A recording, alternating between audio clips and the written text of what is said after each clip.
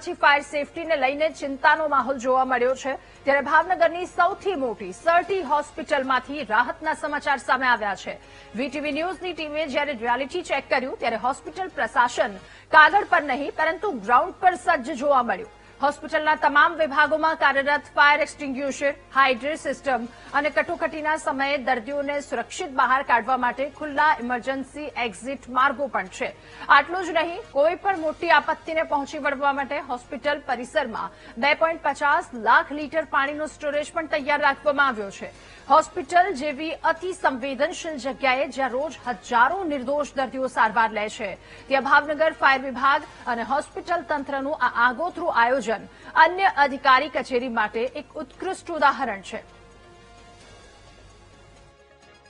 Sir T હોસ્પિટલોમાં જે fix fire system આપણે ત્યાં ઇન્સ્ટોલ કરેલી છે સરટી હોસ્પિટલમાં, તેમજ ત્યાં તે લોકો દ્વારા જો ફાયર સ્ટાફ પણ રિક્રુટ કરવામાં આવ્યો છે જે 24 કલાક રાઉન્ડ ધ ક્લોક ફરજ બજાવે છે। અને દર મહિનાની 6 તારીખે ત્યાં સરટી હોસ્પિટલમાં આપણે મોક ડ્રીલ પણ કરીએ છીએ અને જેટલો પણ સ્ટાફ છે હોસ્પિટલની અલગ અલગ વોર્ડનો તેને આપણે તાલીમ પણ આપીએ છીએ। ત્યાં અલગ અલગની હાઇટ અને એરિયા મુજબ ત્યાં ફાયર સિસ્ટમમાં hydrant system, smoke alarm system, manual call point, fire pump system, inlet system વગેરે ઇન્સ્ટોલ કરવામાં આવેલ છે। વારંવાર આગની ઘટનાઓ સામે આવી રહી છે, તેને લઈને વીટીવી દ્વારા ભાવનગર રિયાલિટી ચેક કરવામાં આવી રહ્યું છે।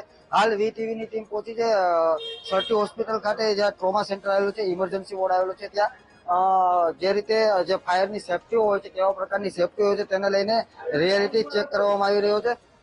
ટ્રોમા સેન્ટરનું જે ફાયર સિસ્ટમ કઈ રીતના છે એનો આખો રિયાલિટી ચેક આપ જોઈ શકો છો વિઝ્યુઅલમાં। તે પ્રમાણે આ જે સિસ્ટમ આપ જોઈ રહ્યા છો તેને ફિક્સ ફાયર ફાઇટિંગ ઇન્સ્ટોલેશન કહેવામાં આવે છે। તેની અંદર fire hydrate system, sprinkler system, smoke detector, fire alarm system, અલગ અલગ પ્રકારની જે સિસ્ટમો છે તે એની અંદર ઇન્સ્ટોલ કરવામાં આવે છે। અને તમામ જે વીટીવીની ટીમ છે હાલ પહોંચી છે અને સાથે જે ફાયરના જે જવાનો છે, સ્ટાફ છે, તેમની સાથે લઈને ચેક પણ કરવામાં આવ્યું છે ખરેખર આ જે સાધનો બધા છે તે ચાલુ છે કે બંધ। આપ જોઈ શકો છો દ્રશ્યોમાં તે પ્રમાણે હાલ જે આ જે સિસ્ટમ જે છે તેને ફાયર હાઇડ્રન્ટ સિસ્ટમ કહેવામાં આવે છે। ઇમારતોમાં અથવા તો અંદર જે આગ લાગી હોય છે તેને લઈને આના દ્વારા તે આગ બુઝાવવાની કામગીરી કરવામાં આવે છે।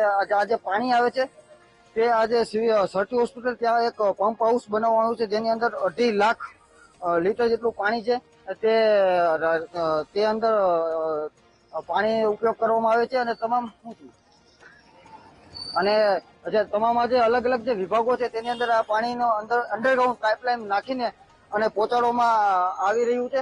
અંદરના પણ દ્રશ્યો હું તમને બતાવવાનો પ્રયત્ન કરીશ। અંદર જે રીતે સ્મોક સિસ્ટમ આવતી એ કઈ રીતના કામ કરતી હોય છે તેના પણ દ્રશ્યો બતાવીશ।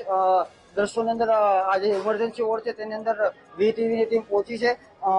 આપ જોઈ શકો છો દ્રશ્યોમાં તે પ્રમાણે આ જે ડિવાઇસ જે દેખાઈ રહ્યું છે તે સ્મોક સિસ્ટમ છે। માનો કે કઈ ધુમાડો થયો હોય, કઈ શોર્ટ સર્કિટ થયું હોય તો સ્મોક તેને કનેક્ટ કરે છે, સેન્સરના માધ્યમથી ખ્યાલ આવે છે કે આ કઈ આગનો ઘટના બની છે।